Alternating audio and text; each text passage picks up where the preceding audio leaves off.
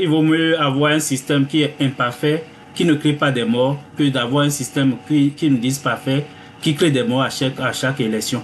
Ok, on va écouter Patriote 2.0. Bonjour, monsieur Biafricain. Bonjour, monsieur Sabissira Korogone. Bonjour à tout le panel.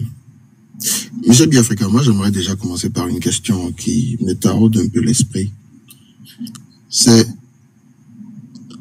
qui va tirer sur une foule totalement pacifique? C'est qui? Dites-nous s'il vous plaît. Je pose la question à monsieur Julien et à tous ceux qui défendent en fait ce narratif-là. Qui sont ceux-là qui vont tirer sur une foule totalement pacifique? Est-ce que j'ai dit ça? Je vous pose la question, monsieur. C'est une analyse, hein? Il ne faut pas dire ce qu'on n'a pas dit, hein? Bien, merci. Bon. Et ce que je dis... J'ai ma réponse, merci beaucoup. Bon. Merci. Mettez votre micro, s'il vous plaît. Monsieur Biafrika, en fait, c'est ça le problème. Déjà, monsieur Biafrika, je voudrais vous remercier pour avoir accepté l'invitation de Bekubassa au cours de la Panafrique. C'est très heureux de vous recevoir, de vous retrouver quelques jours après. Dans une très bonne ambiance en tout cas. Mais, monsieur Biafrika, c'est justement ça le problème. C'est que les gens veulent tout confondre. Les gens ne savent pas quel est leur rôle. Et c'est ça qui crée en fait des débats parfois inutiles.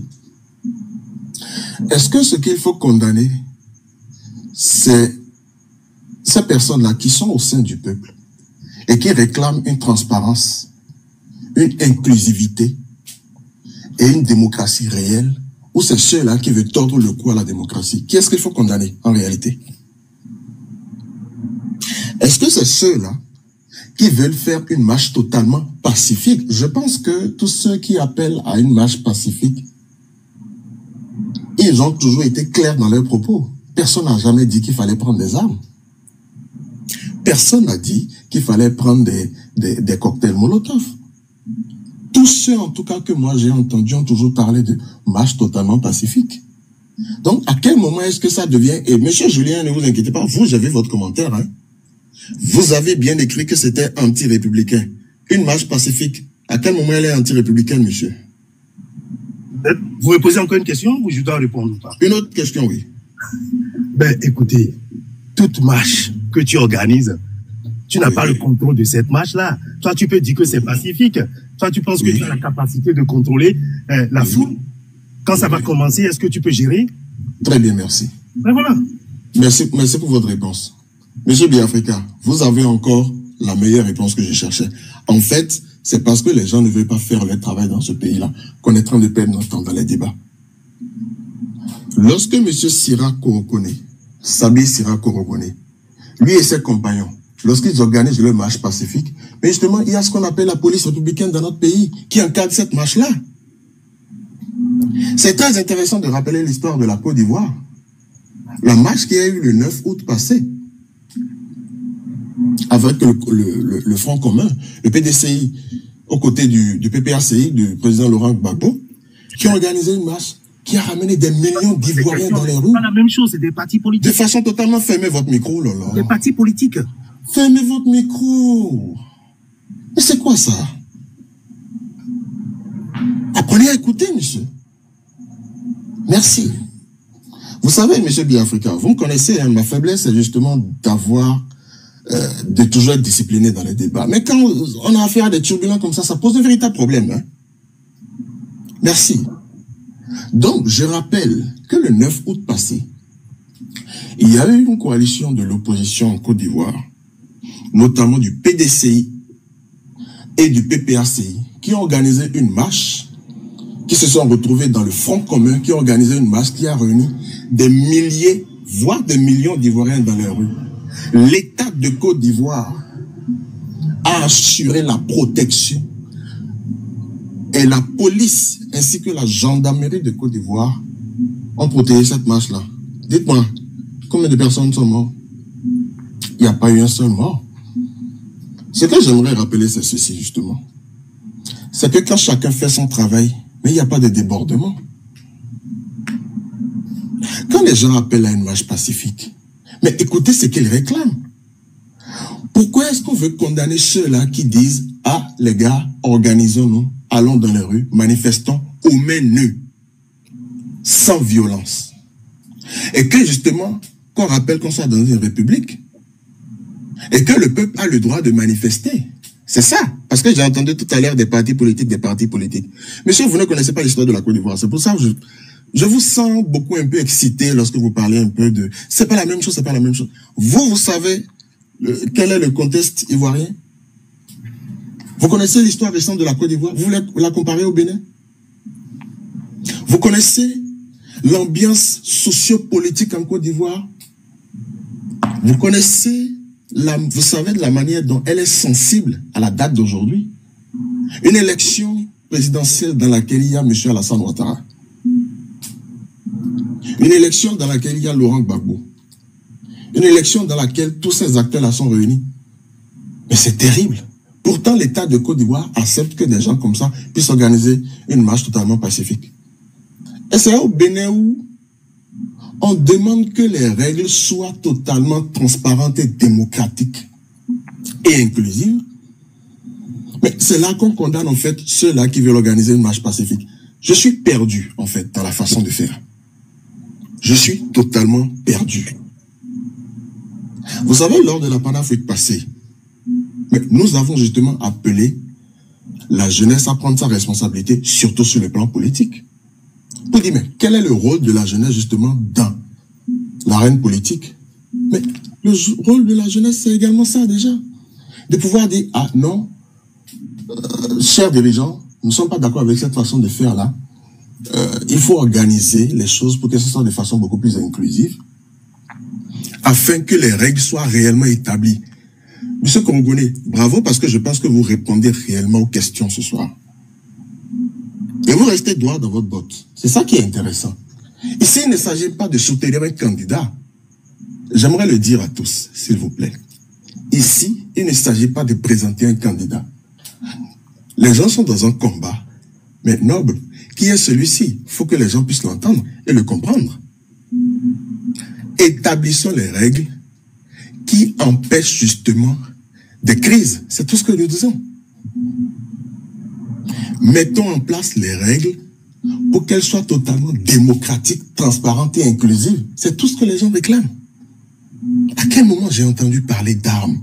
Est-ce que vous avez entendu AK-47 dans tout ce que je viens de dire? Cocktail Molotov, à quel moment est-ce que vous avez entendu ça là? Donc, il faut encourager plutôt l'État béninois à accepter la démocratie, à accepter la transparence, à accepter l'inclusion, à accepter de prendre ses responsabilités face à une marche totalement pacifique, à demander à la police républicaine, aux forces de sécurité, d'encadrer cette manifestation-là. C'est tout. Et là, la démocratie pourra s'exprimer réellement. C'est juste de ça qu'il s'agit. Et qu'on soit là, on fait des débats de non, mais qui va entrer dans les rues, les gens vont tuer. C'est pour ça que j'ai commencé par poser la question de savoir, mais qui va tirer sur une foule totalement pacifique? J'ai entendu encore son commentaire, monsieur Julien justement. Il dit, mais est-ce que j'ai dit qu'on allait tirer sur la foule? Est-ce que vous allez pouvoir contrôler la foule? Mais comment est-ce qu'on contrôle une foule? Ceux-là qui organisent des marches, des gens de la société civile, parce que vous avez dit tout à l'heure que c'était des partis politiques en Côte d'Ivoire, très bien. Mais les gens de la société civile qui étaient aux côtés du mouvement Trop c'est trop, mais vous n'avez pas compris ça, vous ne savez pas qu'il y a eu un mouvement Trop c'est trop en Côte d'Ivoire? Monsieur Assoye, on va vous parler de la Côte d'Ivoire. Parce que visiblement, vous ne vous connaissez pas beaucoup. Ben, si tu m'adresses la parole, je ne vais pas le laisser, il va me lâcher. Hein. Il faut que tu me donnes... Je ne vous lâche pas, je viens à peine de commencer. Calmez-vous, restez assis, ça va bien se passer. Mais arrête, il faut un peu de respect dans tes propos, man. Assoyez-vous, ça va bien se passer, s'il vous plaît. Tu n'as rien à montrer à personne. Bon, en tout cas, l'histoire de la Côte d'Ivoire, je peux vous l'enseigner, c'est de ça qu'il s'agit. Et vous avez les preuves devant vous. Vous avez montré, justement... On n'a pas eu au Bénin comme en Côte d'Ivoire. Est-ce qu'il va se taire, ce monsieur-là? Monsieur Julien, vous pouvez prendre une motion après, hein. Il n'y a pas de souci. Donc on va le laisser terminer. Ça va nous permettre aussi de gagner du temps. Sinon, merci. Vous pouvez prendre une motion après. Oui. En fait, vous savez, monsieur le Africain, c'est ça que j'ai dit plus tôt. Moi, j'ai la faiblesse d'être très discipliné dans les débats. Mais quand on est turbulent dans les débats, ça pose un véritable problème. Et c'est ça qui rallonge les débats. Sinon, ce débat-là, on aurait pu le faire en 2 heures. On va remettre l'église au centre du village. Et on va se fixer les bases. Ok, les gars, c'est quoi le principe de la démocratie? Dans un état de droit, qu'est-ce qui doit se passer? Quels sont les rôles que chacun doit jouer? Et puis c'est tout. On ne serait même pas là à discuter de faire un débat de 6 heures de temps, de 7 heures de temps. De quoi est-ce qu'il s'agit? Et je résume par là. Après, il va dire ce qu'il veut. Mais je précise qu'il ne connaît pas l'histoire de la Côte d'Ivoire. Il n'en sait rien du tout. Voilà. Maintenant, je pense, surtout quand, à l'international, et même sur le plan local, on dit que nous sommes un état de droit, que la démocratie est en train de s'exprimer, que nous avons fait des avancées sérieuses, et que surtout ce narratif-là, que le peuple béninois a mûri. Justement, il faut permettre à ce peuple-là, à ces personnes-là qui sont au sein du peuple, de pouvoir s'organiser. Et vous, en tant qu'État béninois, vous demandez justement à la police de pouvoir encadrer cette marche-là. Et on verra si ce qu'ils disent est réel. C'est ça, laisser la démocratie s'exprimer. Mais on dit ceci. Si vous êtes convaincu que vous avez 80% de l'électorat, si vous êtes convaincu d'avoir un bilan implacable, mais ouvrez le jeu, on va vérifier ça ensemble. C'est tout ce que nous disons. Ouvrez le jeu, on vérifie ça. Pourquoi est-ce qu'on veut laisser d'autres personnes? Et là, je chute par là en disant ceci. Cette histoire avec les démocrates, là, vraiment, il faut faire très attention. Il faut vraiment faire attention.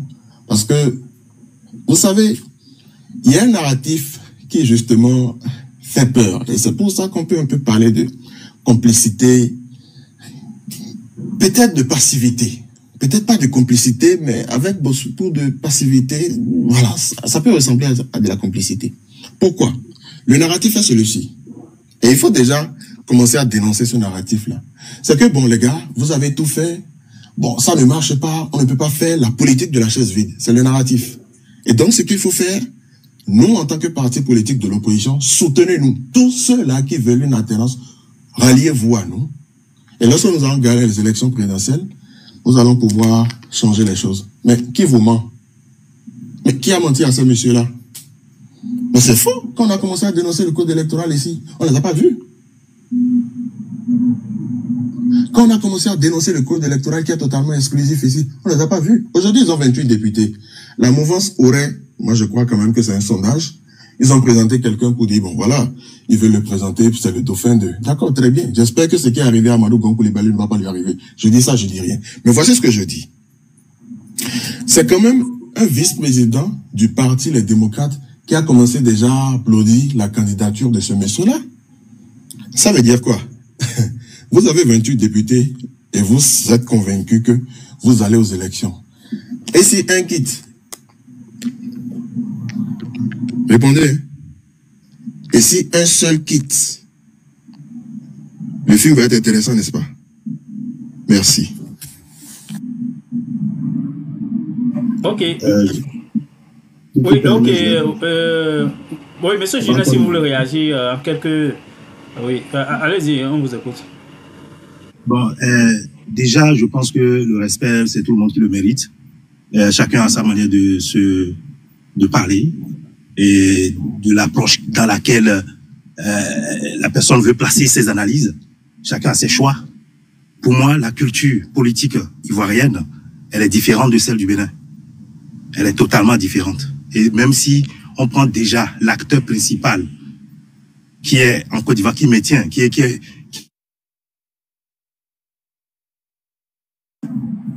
vraiment critiquable. Et tout peut arriver. Ça, on peut comprendre. Mais là, nous sommes dans un processus qui est lancé.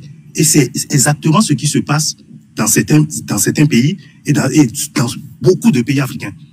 Quand il s'agit d'élections, souvent, l'opposition radicale se divise et laisse le petit groupe d'opposants plus structurés et qui acceptent les règles. Au lieu de concentrer leurs efforts, parce qu'il y a des milliers de dossiers à fournir, il y a des stratégies à émettre, Vous êtes là à vous déchirer entre vous parce que vous n'avez pas de leader capable de vous rassembler. Et ça, c'est le problème des panafricains, c'est le problème des socialistes, c'est le problème des communistes, c'est le problème des radicaux.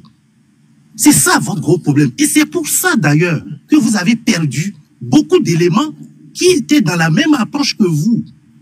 Parce que ce n'est pas aujourd'hui que nous tous on lutte. Personne ne va donner des leçons d'engagement politique à qui que ce soit ici. Chacun de nous avons nos expériences. Peut-être certains plus, comme les Wadaï. Eux, ils ont plus. Ils ont la capacité. Ils ont eu la chance d'être proposés par quelqu'un. Même le docteur Yahibouni avait proposé quelqu'un. Mais il a échoué. Mais tout ce que Yahi fait échoue. Nous avons vu dans l'histoire que quand Talon le fait, ça marche. Donc, les gars, c'est une question de stratégie. Vous pouvez choisir d'être en dehors de ça ou bien de participer en mettant vos forces là où il faut. Quand on vous dit ça, vous sortez les problèmes, il connaît rien, il connaît pas ci. Mais vous êtes là, vous êtes toujours à la même place. Et vous ne pouvez pas toucher un seul poil du pouvoir. On vous appelle à rejoindre les camps pour qu'on fasse la lutte réelle ensemble. C'est au Parlement ça se passe, les gars. C'est pas dehors, c'est pas dans la rue. C'est pas dans la rue, vous perdez votre temps. C'est ce que moi je dis et je le confirme. Ok, on va laisser M. Kogolé réagir d'abord, parce qu'il est l'invité principal. Sinon, j'aurais été heureux de faire un Patriote 2.0. Bien Africa, je suis là, hein, n'oublie pas. Je salue le Patriote 2.0 et avec beaucoup de cohérence et d'éloquence, il a pu apporter de l'eau à mon moulin parce que à un moment donné, à écouter mon frère Julien Kakoui, c'est un peu comme si je prêchais dans le désert. Mais une chose est de vouloir comprendre et l'autre chose est de se boucher les oreilles. Monsieur Julien, rassurez-vous, vous ne réussirez pas à nous démotiver. Vous ne réussirez pas à nous démotiver. Et vous êtes dans votre rôle, hein. Et puis nous sommes démocrates, donc on accepte toutes les idées. Mais on ne va pas me convaincre de ce que nous sommes en train de prôner quelque chose qui est délictuel. On ne me convaincra pas de ça. Ce que nous prônons est prévu par nos tests et nous allons travailler dans ce sens-là. Les Béninois et les Béninoises sont là et feront l'arbitrage. On ne cherche pas deux choses. Mais pourquoi vous voulez, vous dites que, si en 2016, le président Yahi avait instauré un système de parrainage, un système qui l'arrangerait lui et qui arrangerait son candidat Zissou, est-ce que Patrice Talon serait au pouvoir aujourd'hui? Pour faire ce que vous pensez qu'il a bien fait là? Je dirais non. Non, il ne le sera pas. Pourquoi est-ce qu'on va s'associer à une politique d'exclusion? Non, on ne dit même pas, comme l'a dit notre frère Patriote 2.0, votre bilan est inattaquable, vous avez dit non. Vous avez dit que votre bilan ne souffre d'aucune insuffisance. D'accord? Allons vérifier ça dans les urnes. Mais ce n'est pas en allant dans un jeu truqué d'avance, où les jeux sont pipés d'avance, qu'on va jauger de la qualité de votre bilan. Mais de quoi avez-vous peur alors? Ouvrez le jeu.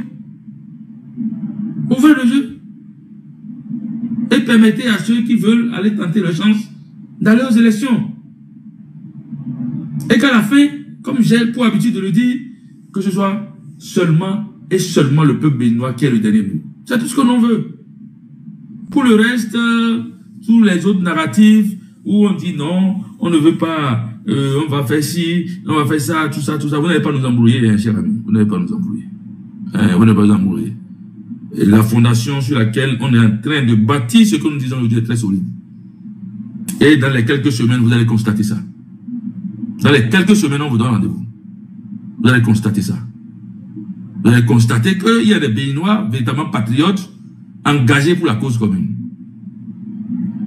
qui ne s'associe ni de près ni de loin à quelque injustice que ce soit, et qui ne s'accommode pas à l'injustice.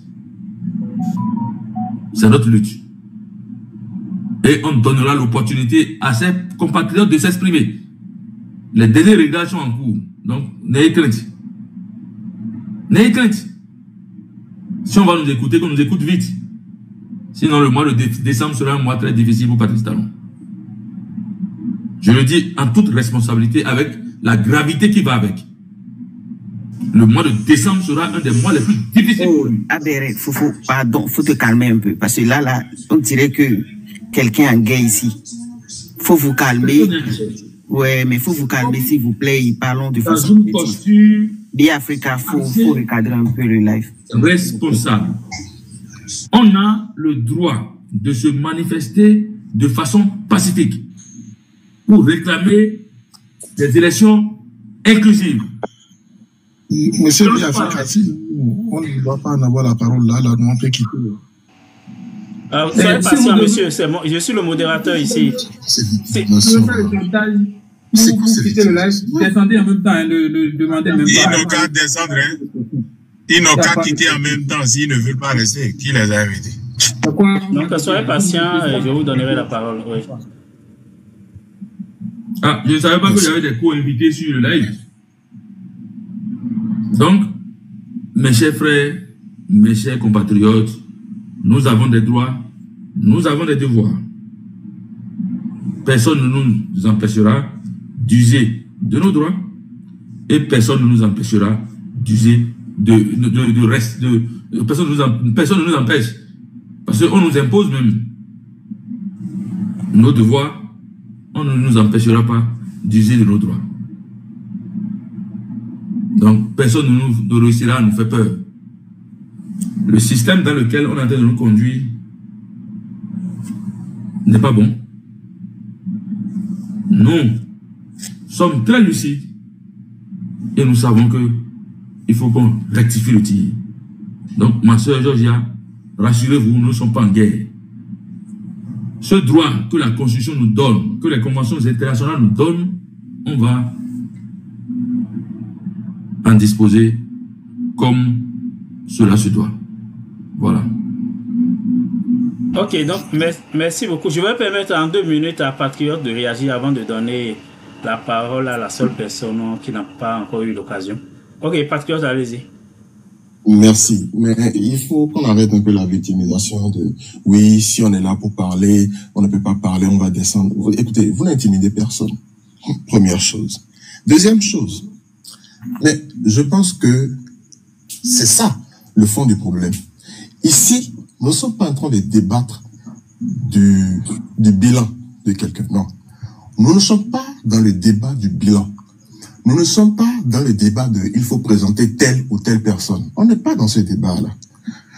On est dans le débat plutôt de permettre à ce que des règles soient réellement établies pour que ces règles-là soient totalement transparentes et inclusives. C'est juste ça.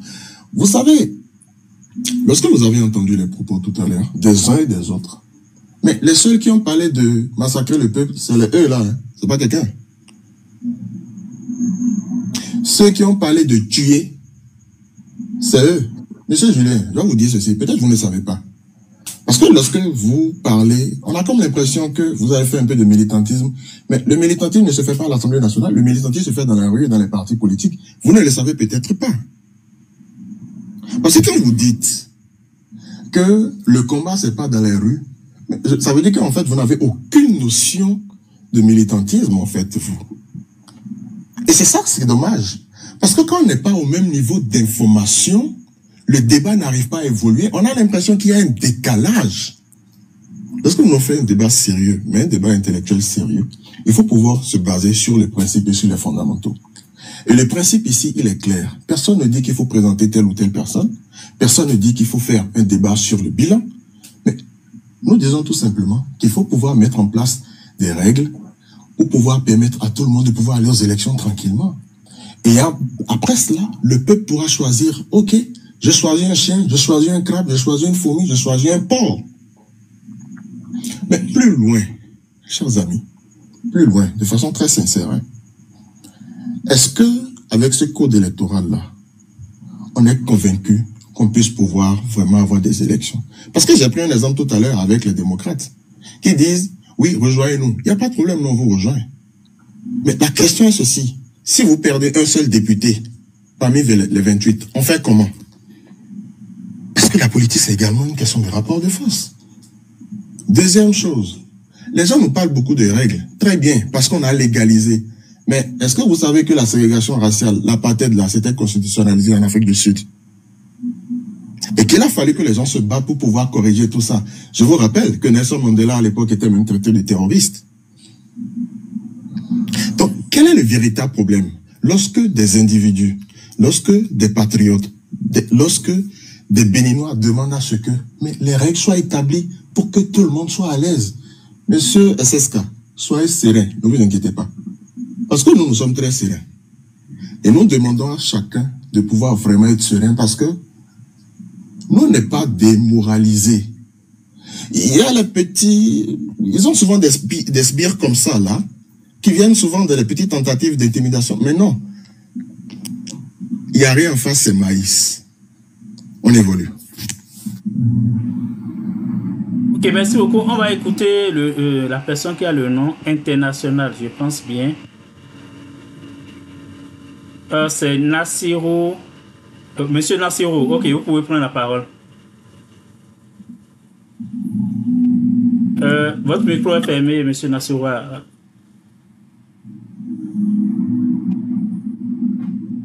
Voilà. Monsieur Biafrika, merci beaucoup. Et merci à notre grand frère, autorité emblématique, monsieur Xavier Korogone. Le patriote, merci beaucoup. Monsieur Julien, je vous remercie tous ici. Mais ce que moi je voulais dire à notre grand frère, monsieur Xavier Korogone, nous sommes tous béninois et le Bénin là appartient à nous tous. Et à l'heure où nous parlons là, nous avions une opposition. Qu'on veuille ou non, l'opposition est là. Il y a aussi la mouvance. Et celui qui veut être opposant n'a qu'à être opposant. Et celui qui veut être, n'est-ce pas, dans la mouvance n'a qu'à rester mouvancier. Parce que, qu'on veuille ou non, les lois sont bien votées et à l'Assemblée nationale. Celui qui a des inquiétudes peut aller doucement. En état opposant doit, n'est-ce pas, faire son opposition là dans des règles, en suivant très bien la loi. Nous ne voulons pas la guerre. Et ce que je voulais vous dire, Monsieur Nassiro, Monsieur Julien l'a dit. Monsieur Nassiro, oui. J'aimerais que vous choisissiez bien vos mots. Personne n'a parlé de guerre ici, personne n'a parlé de violence. Donc, si vous pensez à ça, donc, choisissez les bons mots pour que les gens n'interprètent pas mal ce qui se dit ici. D'accord, vous êtes sûr quand même, non, Michel? Oui, attendez. Non, qu'est-ce que je veux dire par là? Oui. Monsieur Biafrika, ce que je veux dire par là est quoi? La marche, il n'y a pas de problème. Dans chaque pays, les gens marchent. Mais il y a des institutions qui autorisent les marches là. Voilà. Maintenant, si on ne vous autorise pas et vous voulez vous entêter à sortir pour dire que c'est la marche et tout ça là, c'est là où les problèmes commencent. Donc c'est pourquoi moi je voulais inviter à tout le monde, n'est-ce pas, de mettre de l'eau dans sa verre pour que le pays avance. Ça c'est un.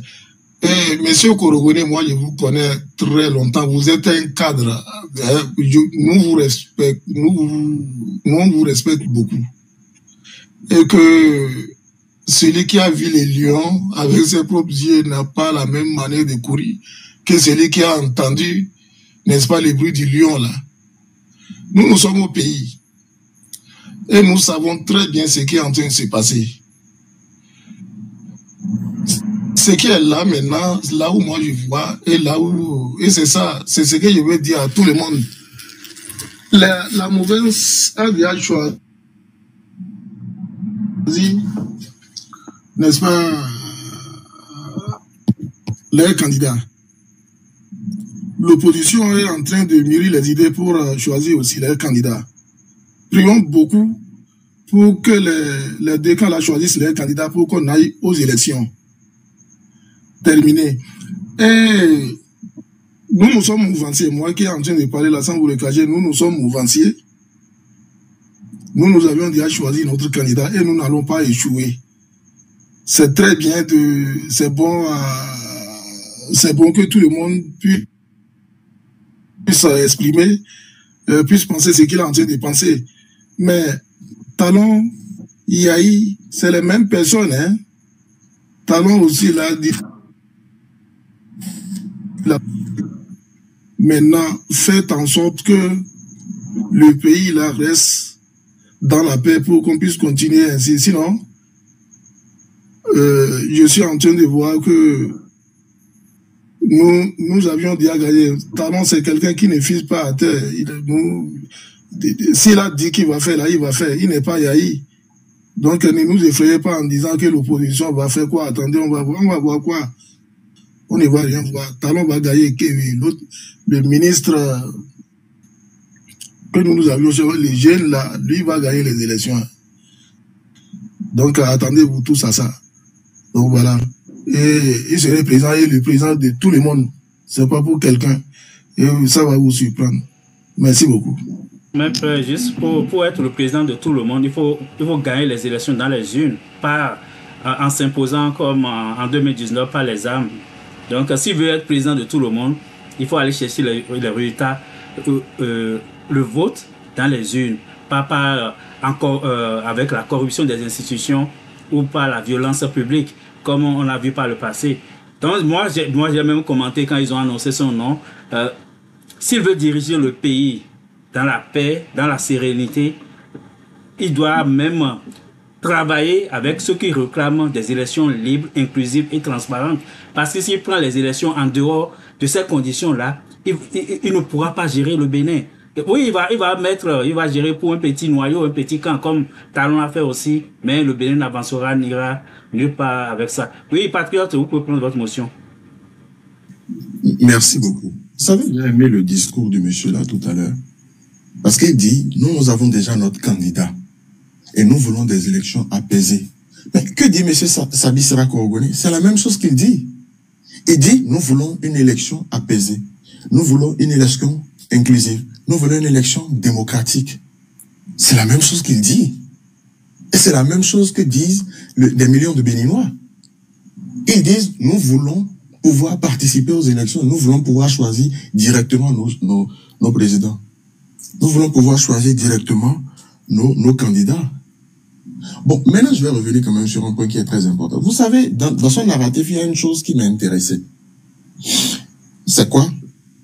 C'est la répétition à chaque fois. Et ça, ce n'est pas que lui, en tant que personne. Mais il y a comme un logiciel de, si vous sortez dans les rues, on va tirer sur vous. Ah bon? Donc, vous affirmez, vous confirmez ici alors que, quand on manifeste de façon totalement pacifique, comme c'est écrit dans la Constitution, il y a des gens quelque part qui tirent sur les gens. C'est ce que ça veut dire, hein. Monsieur Biafrika, je voudrais que vous notez cela. Parce que nous, contrairement à eux, nous ne croyons pas qu'il y ait des gens quelque part qui tirent sur les Béninois. Nous croyons à l'état de droit. Nous croyons à l'État.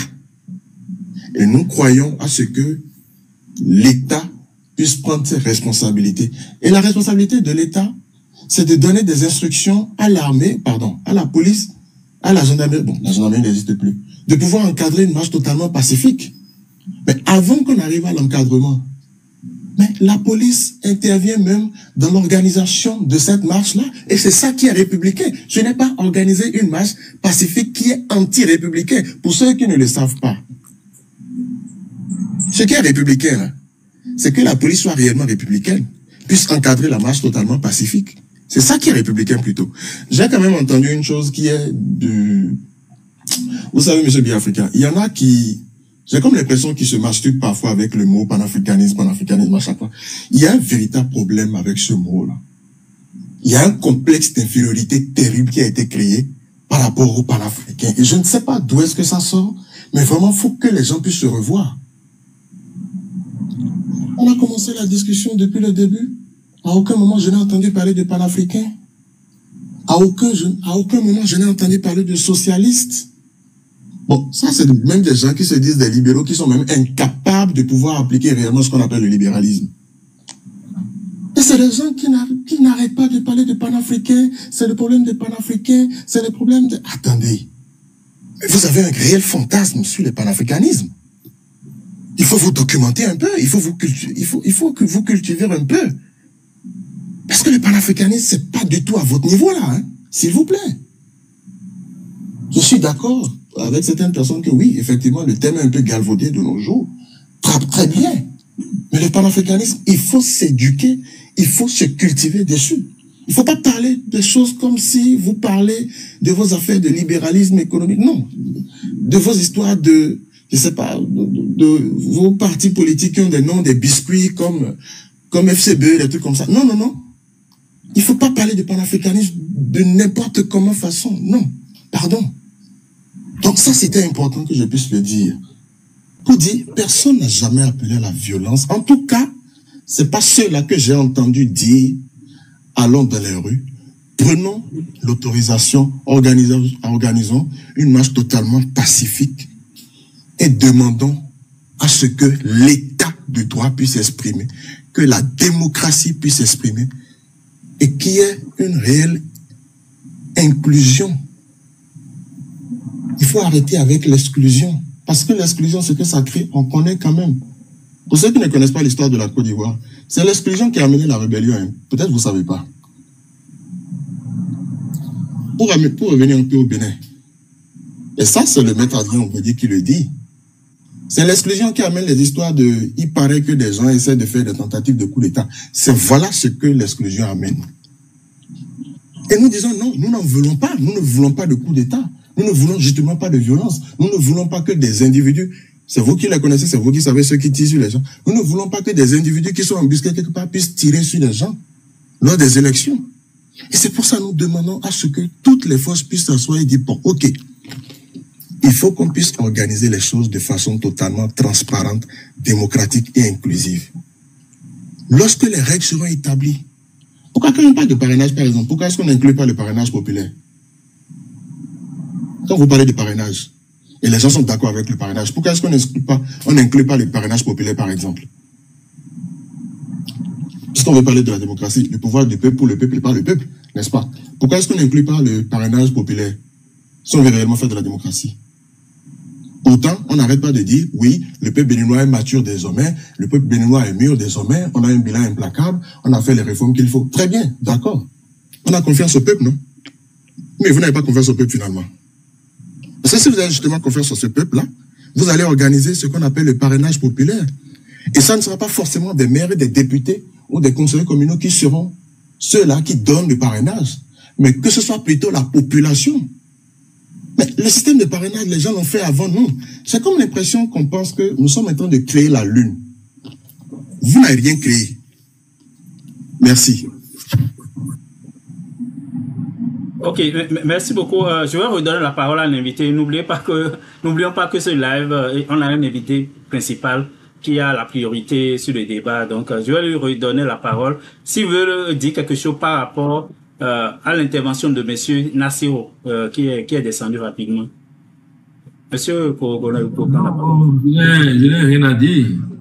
Monsieur Nassiro, quand vous l'entendez, pas dépit et pas peur, se réfugie dans la mouvance. Et il va jusqu'à dire qu'ils ont choisi un candidat. Lui s'est assis avec qui vous choisissez un candidat. À quel moment il s'est assis pour participer au choix d'un candidat. Vous savez, les gens progressivement travaillent à abrutir certaines mentalités, à abrutir le peuple et le bas peuple, que des gens pensent que, bon, lui il est venu dire ça, juste parce qu'il pense que ce qu'il doit dire pour se faire bien voir par ceux qu'il est en train de servir aujourd'hui. Alors que lui-même, il ne croit même pas en ça, à ce qu'il est en train de dire. Je tiens à rappeler que nous ne prenons pas la violence.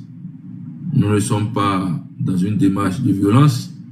nous ne sommes pas dans une démarche où on ne va pas respecter les lois de la République. Nous sommes seulement en train de réclamer notre droit le plus absolu, de dire qu'on n'est pas d'accord lorsqu'on n'est pas d'accord. C'est pas parce que tout le monde marche avec la tête dans un village que vous aussi, vous allez venir vous associer à cela. Moi, je suis de ceux-là, et je le dis, je suis un anticonformiste, un insoumis, et je réfléchis par moi-même, je ne prête pas mon cerveau, on ne réfléchit pas pour moi. Et c'est pour ça que je me sens à l'aise qu'en étant avec des gens qui ont le même problème que moi. Parce que quand vous avez le même problème, vous devez savoir que la solution est la même, et quand vous êtes nombreux, le problème devient, plus vous êtes nombreux, le problème devient plus petit. Et vous trouvez facilement la solution. Donc, Monsieur Diossou, je crois que pour l'essentiel, j'ai dit.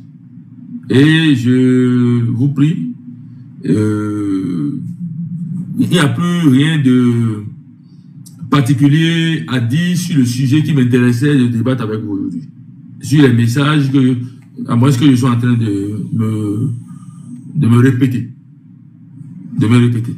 Ceux qui ont voulu entendre ont entendu. Ceux qui ne veulent manifestement rien écouter n'entendront jamais rien. Et les esprits positifs, démocratiques, se retrouveront.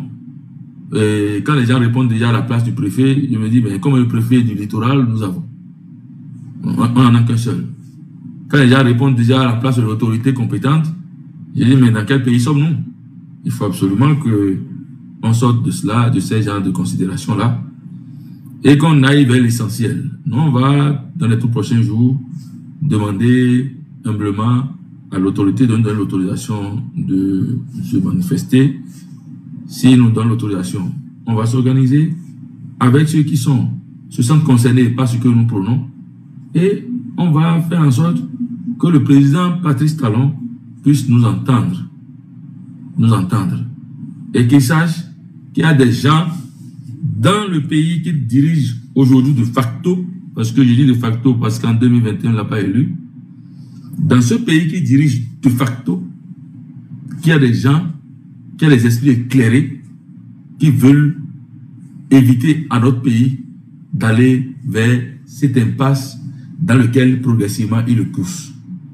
Je me permettrai de me répéter sur ce point-là. Il a deux options.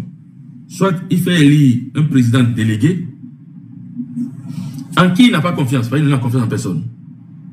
Il n'a confiance en personne et il s'arrange pour avoir un parlement à 100% à sa solde pour contrôler ce dernier. Ou soit on se retrouve dans une situation au lendemain des élections législatives où aucun parti ne réussit, même malgré les accords dits parlementaires, ne réussit à avoir les 20%. Et lui, il a répondu à la question le jour où il parlait avec Anne Griff, ceux qu'il a appelés les jeunes, au palais de la présidence. Il dit oui, que c'est la Cour constitutionnelle. Ah bon? C'est la Cour constitutionnelle vient de décider. C'est le rôle de la Cour constitutionnelle, ça? Non, c'est pas le rôle de la Cour constitutionnelle. Malheureusement, il faut qu'on se le dise. Donc, on entrevoit déjà qu'il y aura problème devant. Au lieu de chercher en urgence une solution à ce problème, on ne cherche pas de solution au problème. On dit oui, devant, si on cogne le mur, on va trouver des mécaniciens qui vont venir nous aider à changer le capot. Mais non, quand vous savez que vous allez cogner le mur, vous ralentissez. Si c'est le chauffeur, s'il faut donner de nouvelles consignes au chauffeur, vous donnez de nouvelles consignes au chauffeur. Si ce qui allait peut-être faire en sorte que l'on se retrouve droit dans le mur est connu, est identifié, on le jette d'abord avant de continuer le chemin. Mais ne jette pas, on dit non, si on cogne le mur, dès qu'on cogne le mur, non, il n'y a pas de problème, la Cour constitutionnelle est là, ils vont nous dire ce qu'il y a à faire. Mais non, il ne faut pas qu'on s'amuse avec le Bénin. Ce pays qui vous a tout donné, M. Talon. Ce pays vous a tout donné. Ce pays vous a tout donné. Sans grand mérite, le pays vous a tout donné. De mes parents, vaillants cotonculteurs, à ce vaillant peuple qui vous a ramené après avoir travaillé à défier le régime Yahi, vous a ramené d'exil. Il ne mérite pas cette manière d'aborder cette manière. Ce peuple ne mérite pas qu'on le dévalorise à ce point. Ce peuple qui vous a tout donné, Monsieur le Président, c'est un peuple qui réclame sa dignité, sa liberté. Vous avez l'obligation de le lui remettre. Vous avez l'obligation de le lui remettre. Tout au moins, avant de partir, vous l'avez confisqué d'une main de fer. Vous avez basé votre gouvernance sur l'exclusion. Le socle sur lequel votre gouvernance est basée s'appelle le système partisan. Vous avez basé cette gouvernance à ce niveau-là. Et puis, qu'est-ce que vous faites? Vous utilisez la justice, la police, pour pouvoir maintenir et la peur dans l'opinion, et ainsi donc, vous gouvernez dans la peur, dans la crainte. Vous pensez que ça prospère très longtemps? Si vous avez véritablement envie de faire élire votre candidat, je ne lui dénie même pas les compétences qu'on lui trouve. Si vous avez envie de faire élire votre candidat, faites-le bien élire. C'est déjà bien que vous ne soyez pas en train de faire comme d'autres qui veulent se maintenir vaille que vaille à la tête de leur pays, malgré qu'ils n'en ont plus le droit. C'est tout à votre honneur. Ok, soit. Mais maintenant, ouvrez le jeu pour que ceux qui se sentent capables de diriger le Bénin viennent se positionner, candidater, et que le peuple choisisse celui qu'il veut. Si c'est votre candidat, que le peuple choisit, on va l'applaudir à la fin. Mais si ce n'est pas lui, il reconnaîtra sa défaite comme l'a fait celui que le président Yahi voulait nous positionner, voulait nous imposer en 2016. Il a reconnu votre victoire. Aujourd'hui, il est un de vos fervents supporters. Aujourd'hui, c'est un de vos fervents supporters. N'arrêtez pas la marche de l'histoire, car l'histoire ne vous le pardonnera jamais. Ne soyez pas responsable de cette situation-là. Vos partisans vous surestiment, mais rassurez-vous, ne vous sous-estiment pas. Mais ne sous-estimez pas le peuple béninois, s'il vous plaît. Ne le sous-estimez pas. Ne le tirez pas jusqu'à un niveau où il sera bien obligé de se retrouver trop dos au mur. Ne le faites pas. On est un peuple pacifique qui n'aime pas la violence. Je me rappelle encore, au début, M. Joshua en parlait. Quand j'allais à l'initiative de Niki, après on dit non, incitation à la haine. Non, non. Personne ne peut plus diviser le Bénin. C'est pas possible. Mathieu Kéléko a réussi l'intégration interculturelle chez nous. Sinon, il fait un temps, on attend Tomenou, on attend Dahoumé. C'est fini ça, ça c'est fini. Le Bénin est un seul peuple désormais. C'est pas vous de venir le diviser. Vous ne pouvez pas le diviser. Nous sommes devenus des frères et sœurs au Bénin. Vous avez fait 10 ans à la suite de votre meilleur ami qui a aussi fait 10 ans. Il est temps que vous deux, vous lâchez les manettes et vous permettez au peuple de faire son choix. Malgré lui, le président Yahi se retrouve dans un rôle qui n'est pas le sien. Je dis malgré lui. Parce qu'à votre suite, c'est le seul qui peut choisir l'autre candidat dans votre jeu, à vous. Un jeu que vous savez que vous avez beaucoup d'avantages sur lui. D'abord, vous savez très bien que vous avez toutes les institutions à votre sol. Lui n'a rien. Vous savez que dans son cercle, aucun de ces candidats n'aura même pas les moyens de faire campagne. Vous savez ça. Donc, dans un jeu où vous avez tout paramétré. Bon, malheureusement, lui-même, il se sent peut-être obligé. C'est pour ça que je ne veux pas être perçu ici ce soir comme quelqu'un qui l'attaque. Je ne l'attaque pas. Je ne veux même pas l'attaquer. Je ne lui demande même pas de venir. Mais qu'il dise, qu'il discipline autour de lui. Et que les siens ne viennent pas dire que le peuple n'est pas prêt. Ce n'est pas leur rôle. Ils n'ont qu'à laisser le peuple lui-même dire qu'il n'est pas prêt. C'est tout ce qu'on leur demande. Ce n'est pas à eux de venir faire cette propagande à travers les réseaux sociaux ou les médias pour dire non, le peuple n'est pas prêt, non, on ne veut pas prendre le pouvoir par la rue. Personne ne veut prendre le pouvoir par la rue, ça je le dis encore. Il faut seulement qu'on puisse avoir l'autorisation de se manifester. On peut se manifester et qu'on ne nous écoute pas aussi. Mais on a le droit de se manifester. Si on ne nous écoute pas, bon, au moment opportun, ceux qui se manifestent et qu'on n'a pas écouté leur son de leur cri de cœur, écoutez, aviseront au moment opportun. Ce n'est pas celui qui refuse de se manifester là, de venir décider pour celui qui veut se manifester. Et je constate qu'il y a les préfets, des ministres, ils sont nombreux aujourd'hui sur le panel, et c'est eux qui disent non, on ne vous donnera pas l'autorisation. Bon, hein, en tout cas, qu'on donne ou qu'on ne donne pas, nous on demandera. C'est ce que la loi a prévu. Et on demandera l'assistance des forces de l'ordre pour nous aider à encadrer notre manifestation. Et pour cela, vous aurez très bientôt les détails liés aux itinéraires et tout. On demandera officiellement. Et les acteurs principaux qui signeront la demande seront très bientôt connus. Mais non, on ne laissera pas les choses dans l'état. Même si on fait et que finalement il n'y a pas de suite, l'histoire retiendra qu'en son temps, ces gens avaient alerté sur l'issue qui ne pouvait qu'être fatale pour notre pays. Vous voulez qu'on s'engage dans une crise où quelqu'un se lève pour dire, bon, je suis allé aux élections, j'ai été élu, et on dit non, et on va rentrer dans un tel jeu. Non, je préfère qu'on anticipe sur les dérives à venir, qu'on s'asseye comme des enfants de même pays, qu'on discute et qu'on trouve le juste milieu pour pouvoir saluer, non, pour pouvoir restaurer notre démocratie, restaurer l'état de droit et faire tout possible pour que ce soit l'intérêt général qui prime. Merci. Ok, merci beaucoup, monsieur Kourouboni. Donc, oui, le Russe va prendre la parole dans quelques secondes. Donc, vous avez le choix rendu à cette...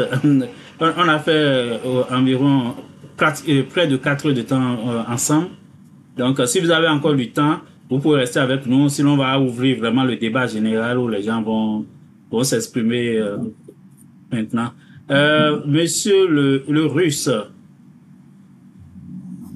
Oui, merci beaucoup, Biafrika. Je pense que mon frère SSK a dit beaucoup de choses. Et c'est vrai que je sais déjà l'idée générale. Et j'ai compris son message envers le chef de l'État. Sauf que moi, mon message n'est pas vers le gouvernement en place parce que c'est des gens qui sont déjà obstinés dans leur posture. Et ceux à qui je préfère envoyer des messages, ce sont les démocrates. Parce que c'est eux aujourd'hui qui jouent à cette complicité. Donc je pense que à mes frères béninois et on doit le dire sans embâche. On doit montrer du doigt l'hypocrisie des démocrates. Il est temps, chers amis, et c'est vrai, de vraiment lever le voile sur cette hypocrisie qui a trop longtemps empoisonné notre vie politique au Bénin. Parce que c'est cette hypocrisie que d'autres tentent de nous la définir comme étant le réalisme politique. Et je pense que la jeunesse n'est plus prête à ces genres de réalisme politique hypocrite. Hier encore, chers amis, les démocrates juraient qu'aucune élection n'était possible tant que les lois chrysogènes restaient en vigueur, tant que les institutions demeuraient partisanes, tant que l'arbitraire gouvernait l'organisation du scrutin. Oui, ceux qui me demandent hypocrite comme ça, comment? C'est exactement ça. Hier, voilà tout ce que les démocrates dénonçaient. Mais aujourd'hui, les mêmes viennent nous dire qu'ils refusent la politique de la chaise vide et qu'ils vont compétir dans ce même cadre qu'ils avaient juré de rejeter. Alors, posons-nous la vraie question. Est-ce de la stratégie ou de la complicité?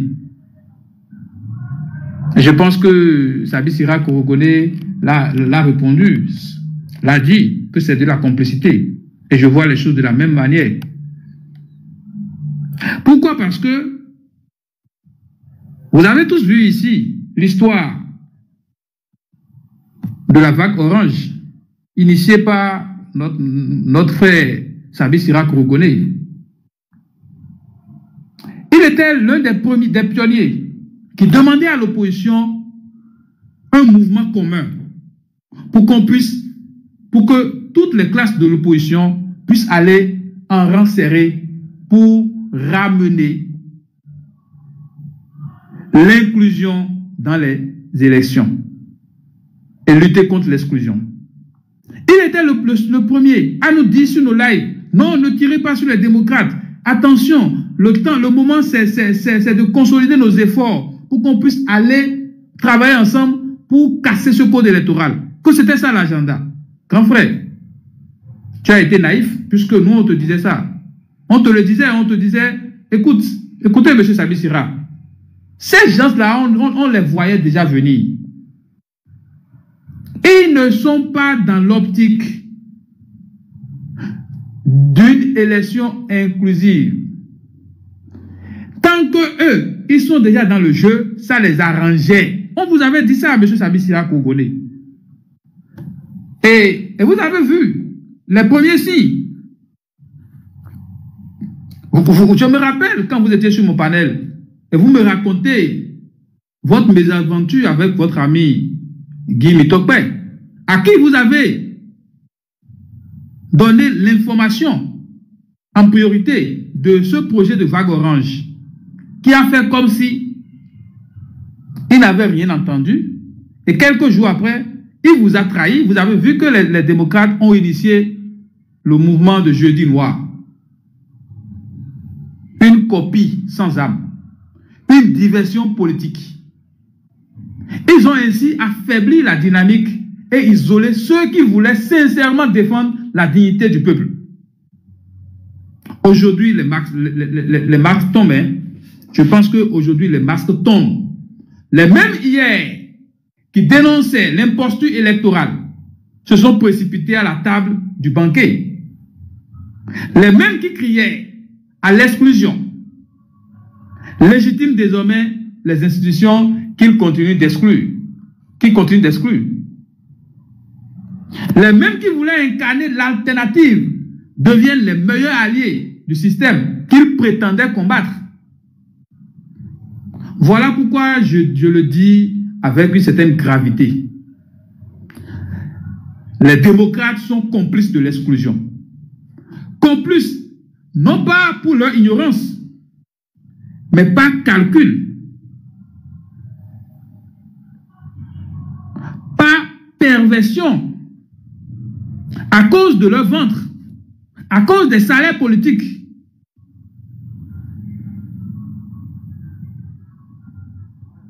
Ils parlent de pluralisme, mais ils cautionnent le monopole. Parce que le monopole aujourd'hui, les démocrates se portent comme le seul parti de l'opposition. Ils ont le monopole de l'opposition. Ils ont contribué à exclure les opposants. Imaginez-vous un instant si les démocrates n'avaient pas la possibilité de candidater. Pensez-vous qu'ils seront dans cette posture? Dites-nous si demain, ils déposaient leur candidature et que par la magie des choses, on leur trouve des fautes mineures et on les excluait. Pensez-vous qu'ils vont nous traiter d'être violents?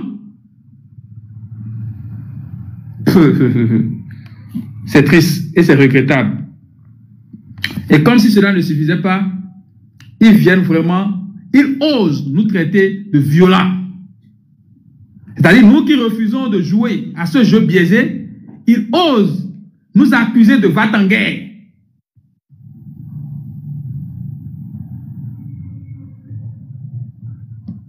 C'est l'âme des faibles. C'est l'âme des faibles. Ils sont faibles. Et ils sont complices de cette imposture.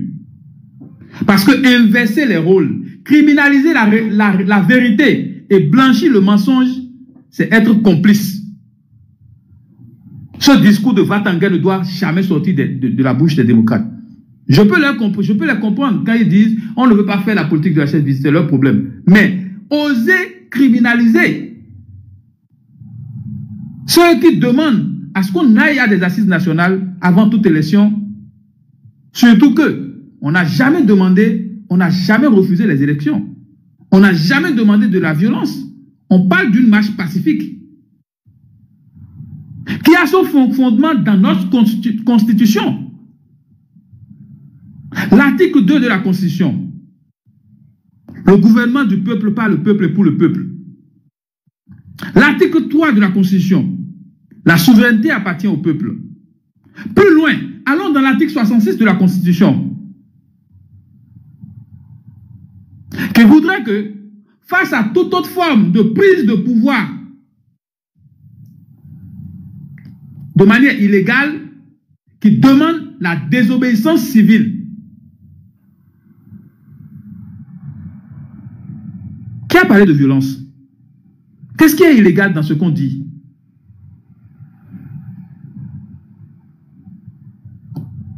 Mais je vous le dis, hein, chers amis, ce n'est pas nous qui sommes violents. La véritable violence aujourd'hui, ici, c'est celle d'un système qui confisque la souveraineté du peuple. La véritable violence ici, c'est celle d'élections organisées pour exclure. La véritable violence ici, c'est celle de ceux qui retournent leur veste et trahissent la cause qu'ils prétendaient défendre. C'est ça la véritable violence. Parce que dans cette cause, des gens sont allés en prison. Madougou est en prison. Aïvo est en prison. Watouede est en prison. Beaucoup de candidats étaient en prison. Beaucoup de politiques sont partis en prison dans cette cause. Dans cette cause, des gens sont exilés et souffrent le martyre en exil. Et pendant ce temps, il y a un parti qui s'appelle les démocrates qui surfe sur la misère de ces personnes et utilise leur misère à des fins électoralistes. Et pour finir, aller aux mêmes élections.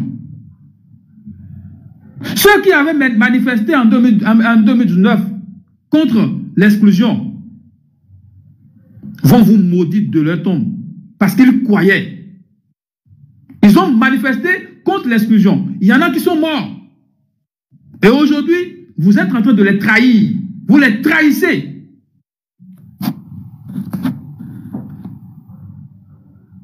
C'est vraiment triste. Oui, il faut chuter maintenant, ouais. Je pense qu'aujourd'hui, la jeunesse béninoise doit tirer la leçon. On ne construit pas une démocratie sur la duplicité. On ne libère pas un peuple avec des compromis honteux. On ne sauve pas une nation en participant à sa propre dépossession.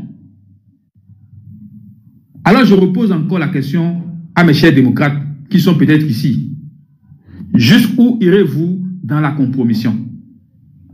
Jusqu'où irez-vous dans l'oubli des martyrs, dans la trahison des résistants, dans la falsification de vos propres paroles? Et je pose la question à ce peuple. Accepterons-nous éternellement d'être dupés par les mêmes acteurs qui nous promettent la liberté d'une main et nous livrent aux chaînes de l'autre? Moi je dis non, hein. Je dis un grand non. Non à cette complicité, non aux fausses promesses, non aux fausses résistances qui masquent les vrais renoncements. Je ne brise aucune lutte parce que vous ne faites aucune lutte, vous faites semblant de lutter. À ceux qui écrivent, tu brises la lutte. Et l'heure est venue de distinguer les vrais combattants des faux alliés. L'heure est venue de bâtir une alternative de sincérité, les amis. Une alternative de sincérité, de courage et de cohérence. Car une opposition qui se vend au système n'est plus une opposition. C'est un partenaire occulte du pouvoir. Mes frères, je vous le dis, écrivez ça quelque part. L'histoire nous regarde. Oui, c'est encore 30 secondes. Merci, Vie Africa. Je dis, l'histoire nous regarde aujourd'hui. Elle nous jugera encore. Non pas sur les mots, mais sur notre capacité à rester debout. tel que SSK, qui est resté constant dans sa lutte, sur notre capacité à rester constant, tel que Kemi Seba, qui est resté constant dans sa lutte, dans son idéologie. Et à toutes ces personnes-là, tous ces Béninois qui sont restés constants et cohérents, logiques, tout au long de ce régime, je vous rends hommage. Merci, Biafrika. C'était mon message pour les démocrates et pour le peuple béninois. Ok, merci beaucoup. Donc, je voulais juste rappeler que ce live, ce n'était pas un live pour faire comme le procès des démocrates.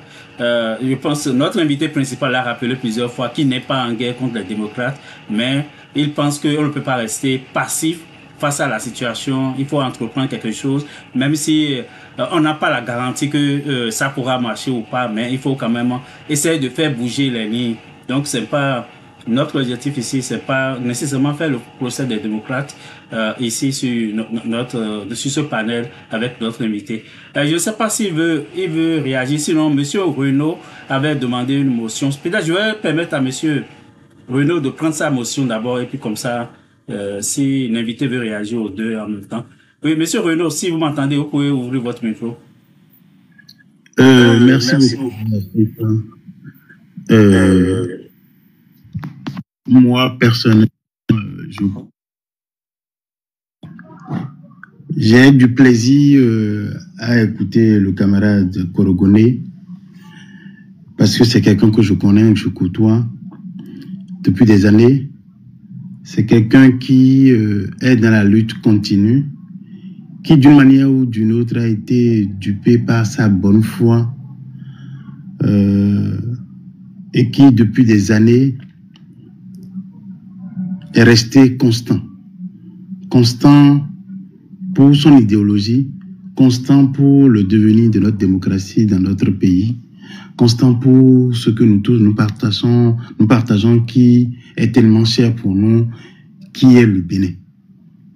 Je l'ai écouté avec beaucoup de désarroi sur certains points. Parce qu'en fait, depuis des années, ce monsieur n'a pas cessé de le répéter. Il n'a pas cessé de rappeler la mémoire des défunts, de ceux qui ont été assassinés, de ceux qui ont été d'une manière ou d'une autre épris de liberté. Des nombreuses personnes que nous connaissons, d'autres que nous ne connaissons même pas, qui sont en prison depuis près de 8 ans. Je vous assure, vous savez, on ne sera pas fatigué de le dire, parce que moi j'ai toujours dit quelque chose à un monsieur que j'apprécie énormément, que je ne voudrais pas énoncer ici. Seuls les plus bêtes gagneront ce combat. Seuls ceux qui seront traités de violents, comme le Russe vient de traiter, de parler en fait, seront les victorieux. J'ai tellement eu la sensation que notre pays est en train de plomber. J'ai comme l'impression que, en fait, que l'intellectualisme, le savoir-faire, le savoir-vivre est en train de contribuer à quelque chose que j'appelle l'incompétence. Je suis tellement ému. À chaque soir, depuis quelques semaines, quelques mois derrière, je suis l'actualité jusqu'au jour où on planque au désarroi de tout le peuple béninois, fut-il Wadaï. Parce que le problème est là. Le problème est là, sans faire l'apologie, sans faire quand même le discours, le débat des démocrates, mais souffrir quand même qu'on en parle. Je sais, en connaissant un peu la technique politique de Korogoné, il essaie de ne pas quand même drainer d'autres ennemis, fut-il encore ce qu'on a déjà, qui est le fardeau que nous tous nous portons, qui est Patrice Talon. Mais le verre est dans le fruit. Le verre est dans le fruit. Et quand je parle comme ça, en fait, beaucoup de personnes qui nous écoutent, je parle plus des téléspectateurs que ceux à divers niveaux qui sont peut-être dans le groupe, diront pourquoi M. Bosso-Renault est en train de parler comme ça? Parce que j'ai plus d'amis dans les démocrates que ceux que vous pouvez imaginer. Mais je peux vous jurer que le verre est dans le fruit. Mais qu'est-ce qu'on peut faire à l'heure actuelle? Quel est le combat qu'on peut réellement faire pour que demain, nous ne puissions pas quand même subir les affres de Patrice Talon? Je profite encore de l'occasion pour que la plupart des gens qui ne savent pas, qui applaudissent en disant oui, c'est la jeunesse qu'on propose, c'est les jeunes désormais, fut-il quelqu'un qui a déjà plus de 50 ans parce qu'il a commencé par laisser ses barbes un peu pour rajeunir ou je sais pas quoi. Mais ce monsieur, c'est ce monsieur qui a criblé notre pays de dette. Je veux juste rappeler les gens.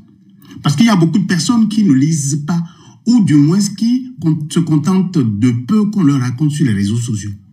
De 2017 à 2024, je vais vous chiffrer, je veux quand même que la plupart des gens qui nous écoutent aujourd'hui puissent écrire.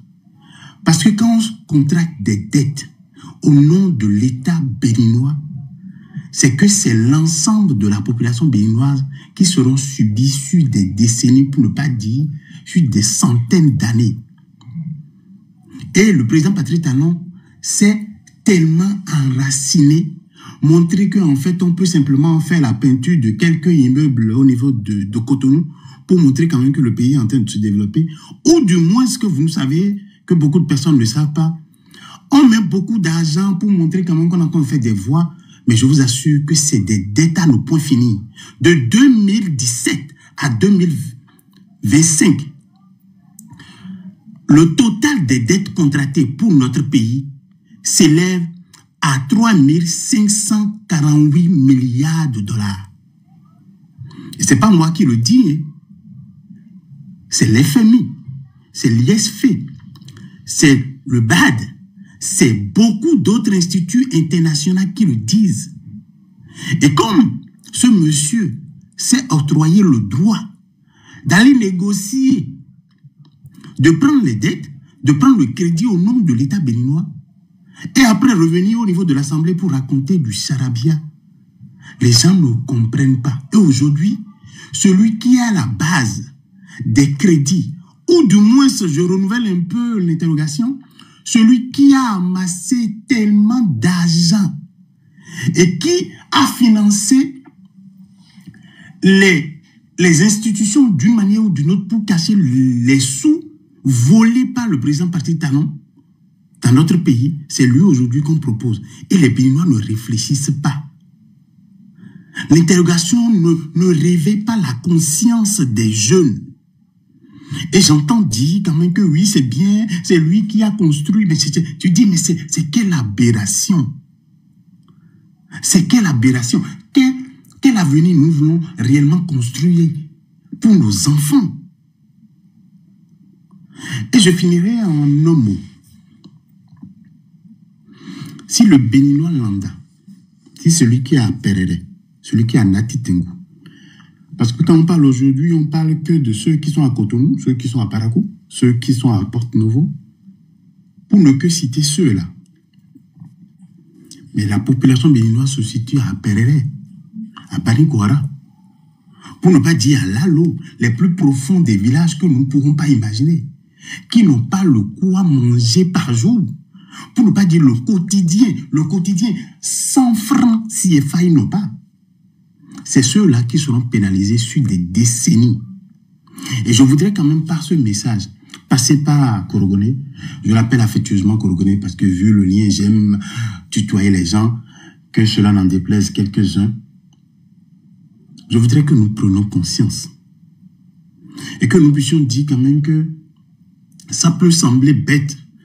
Beaucoup de personnes peuvent dire, tiens, c'est quelqu'un qui parle depuis et qu'il a eu un camarade qui a basculé et qui lui a appris, pour ne pas raconter l'histoire que tout le monde connaît ici, et qui tient le coup, qui tient la parole que beaucoup de personnes voudront lui arracher. Je voudrais lui dire merci par ses propos, que même s'il ne se rend pas compte, La plupart des Béninois, je ne parle pas de ceux qui, comme nous, ont été un peu à l'école et qui ont compris que la seule chose pour la délivrance et retrouver la démocratie de notre pays, c'est la résistance. C'est de tenir bon. C'est de se dire, du coup, je suis jeune. Et la seule chose que je peux laisser pour nos enfants plus tard, c'est l'histoire. Je veux écrire mon nom dans l'histoire. Et je tiens à lui dire merci. Merci pour son courage. Et je profite de l'occasion en disant à la plupart de ceux qui nous écoutent au niveau de la diaspora, il y a beaucoup de choses qui se préparent. Beaucoup de choses se préparent. Et je veux m'en arrêter là pour leur dire, on ne va pas se fatiguer à dénoncer ce pouvoir jusqu'au jour où la plupart des libérés, pour ne pas dire la plupart de ceux qui sont en exil, ceux qui sont en prison, ceux qui sont tués, retrouveront à la limite leur paix de joie. Je vous remercie. Merci beaucoup, Monsieur Renaud. Avant de redonner la parole à notre invité, je voulais rappeler à nos amis qui sont en direct ou bien ceux qui vont suivre des extraits sur YouTube. Depuis que le choix de Romiad Ouaddaï a été imposé à la mouvance présidentielle, il y a cet argument de jeunes qui revient de façon constante. Je voulais leur rappeler, il faut prendre le temps de relire l'histoire du Bénin. N'oubliez pas que Maga a accédé au pouvoir à 44 ans. Donc, n'oubliez pas ça. Kérékou à 40 ans, que Kérékou a pris. Donc, cette affaire de jeunes-là n'est pas nouveau, n'est pas du tout nouveau au Bénin. Apiti a été président à 51 ans, d'accord?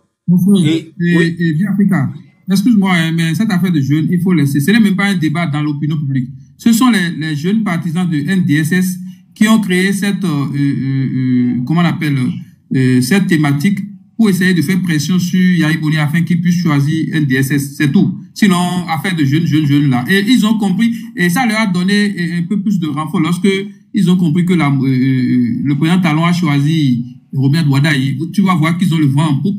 Ils ont profité de ça pour mettre la jeunesse devant comme si la jeunesse était un thème de campagne. Il faut le laisser. Donc, c'est le débat. Non, c'est vrai. C'était quand même important de rappeler ces éléments-là que demain, si on a un président qui a 45 ans, c'est pas nouveau. Même s'il a 40 ans, c'est pas nouveau chez nous. On en a eu par le passé et puis on en aura après. Donc, c'est pas un argument de campagne. Aussi, quand on parle de bons profils aussi, c'est pas un argument de campagne non plus. Les bons profils, on en a vu des pays qui ont causé 3000 morts. Donc, c'est pas le problème. Le problème, c'est les hommes, c'est leur personnalité. Ces hommes-là, qu'est-ce que ces hommes ont été? Et c'est par rapport à ça qu'il faut réagir, qu'il faut analyser les choix qui sont proposés au peuple béninois. Ok, Monsieur Korogone, vous pouvez prendre la parole. Votre micro est fermé. On ne vous entend pas. Non, mais, okay. Il ne sait pas, il faut le lui dire, parce que lui, voilà. Ok, je suppose qu'il m'entendait, Ton micro est coupé. Ok, je ne sais pas si je peux l'activer pour lui. C'est bon?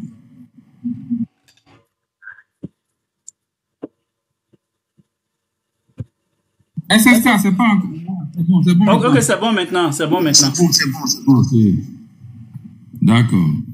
Donc, je tiens à remercier mon frère et ami Renaud, avec qui on ne cesse de mûrir les réflexions, parce que un homme doit pouvoir être capable de dire non à l'injustice. Quand l'injustice est légalisée, cela ne fait pas d'elle la justice. Donc, moi, je vous ai dit tantôt que je ne vais pas me répéter. Je vais vous laisser faire